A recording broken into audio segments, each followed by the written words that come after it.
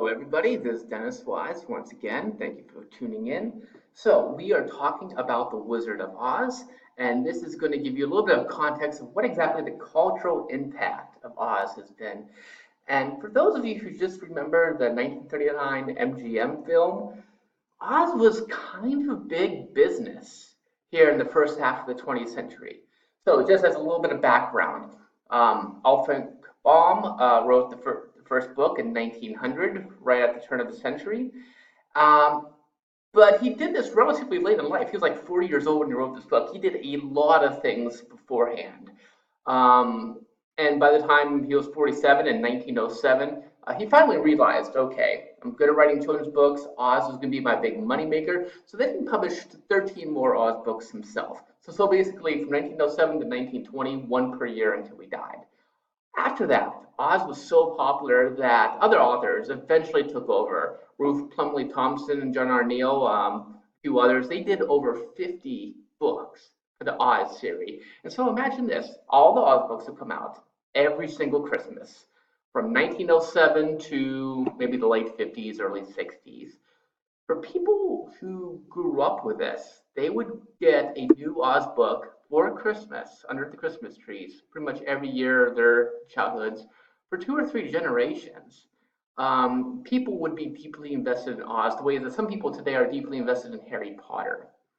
Oz is also kind of interesting because it's what we might call one of the first transmedia story worlds. And all I mean by the word transmedia is that it is a fictional setting in multiple forms of media. So you have books. Well, think about Star Wars or Star Trek or Lord of the Rings. You have books, you have films, you have video games, you have music and soundtracks, you have board games. These are all the different media by which you can experience the Star Wars story world or the Star Trek story world. The same thing happened for Oz, too, although in the early 20th century, the technology was a little bit different. But you had the books, obviously. You had a major musical extravaganza, which was a like bestseller as far as theater productions goes for Oz.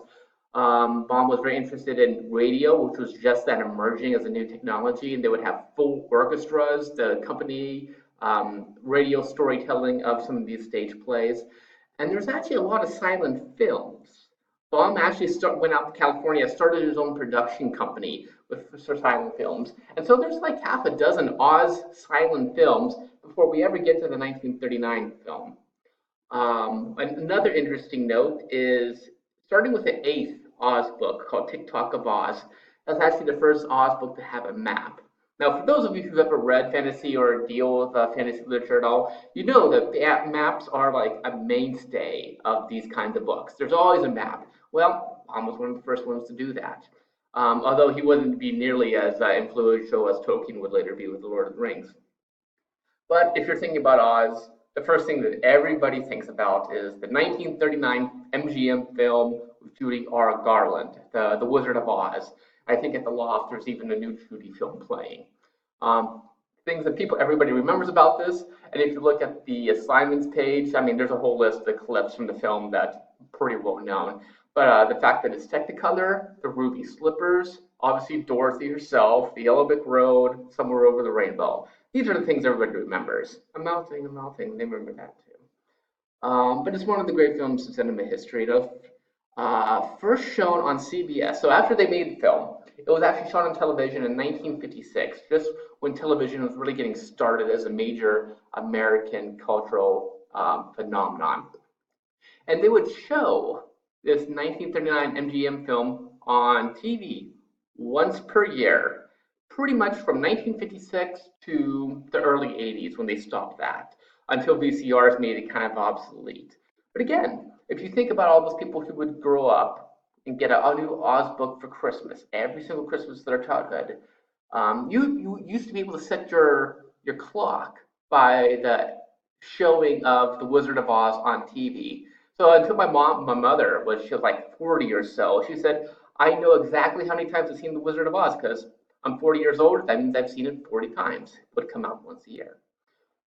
So basically, your parents, your grandparents, great grandparents, they grew up with this the way many of us grew up with Harry Potter or Star Wars or some of the other things that are big deals for us.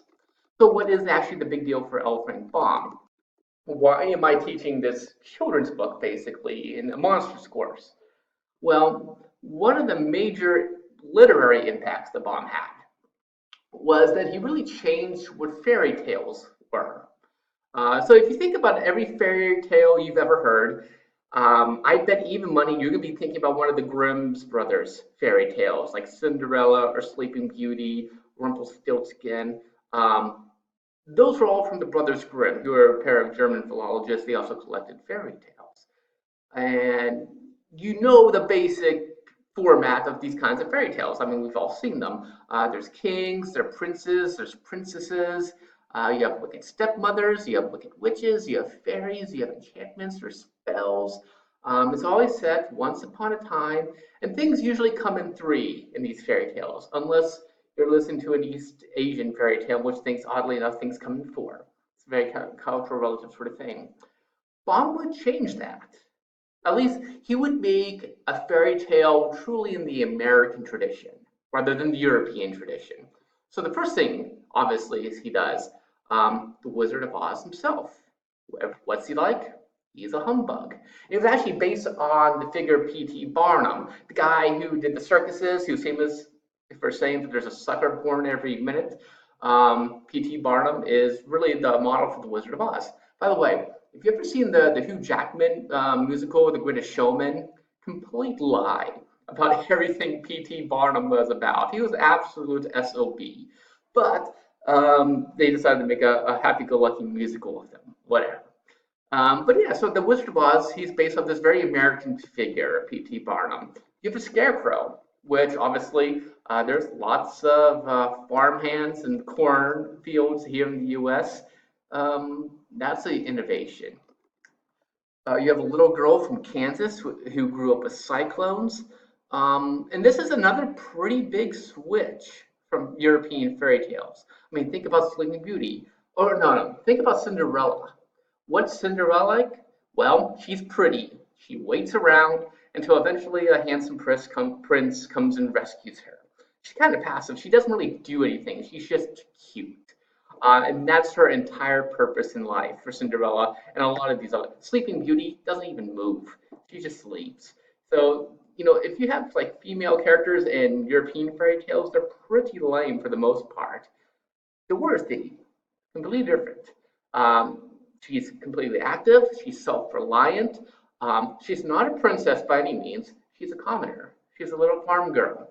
She becomes a princess in some of the later books, but she starts off as a pretty ordinary little kid, but a very self-reliant little girl. And this is also The Wizard of Oz, the first major work of children's fantasy literature. What Baum would eventually do in some of his later books is that he would make Oz a utopia, and a utopian fairyland, this perfect realm, nobody ever dies, nobody needs to work, the animals all talk, there's no poverty, no sickness, none of that whatsoever. That would occur, you know, book 6 or 7 or like that. And the early on, Oz is not quite a utopian land. There are people who get killed. There is a little bit of danger there, obviously the Wicked Witch of the West. But it was a very American fairy tale. Now, before I end this, a few quick words about Baum himself. He was really the poster child for not finding your life's work until you're about over the age of 40, which is when he first came out with Oz. But he did an insane amount of things before then. He was very active in the theater. He wrote a lot of theater plays, including adaptations of his Oz books. He got married and moved to South Dakota, where he edited a newspaper called the Aberdeen Saturday Pioneer. This was a very politically engaged newspaper at the time. And imagine, at this point, this is before women officially had the right to vote. And what Baum would do, he was a fierce advocate for women's suffrage, getting women the right to vote. Unfortunately, the amendment for the state constitution did not pass. He failed and kind of got out of the newspaper. This was after that. But this partly explains why Dorothy is such a nice feminist figure. This is a self-reliant little girl. His mother-in-law was Matilda Gage, who was a very famous feminist and abolitionist at the time. And Baum was also, in terms of his religious views, a very spiritual man. He was a big theosophist, which we've encountered that term before in Call of Cthulhu. Except whereas Lovecraft makes theosophists these crazy seekers of esoteric truth that eventually uncover the horrors of the universe. That's Lovecraft. Baum takes theosophy and makes it a wonderful little children's fairy tale.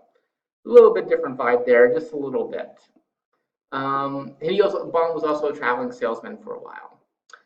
He also, and this may be the oddest thing about him, he edited a magazine for how to decorate shop windows. So if you ever go like Saks on Fifth Avenue, New York, or any of these big show window cases for these huge department stores, Baum was one of the first people to actually do that, and he gave good advice for how people should do that as well. So that's Baum. That's a bit of the cultural impact, and we'll see the Wizard of Oz, and we'll see how you guys like it. Thank you.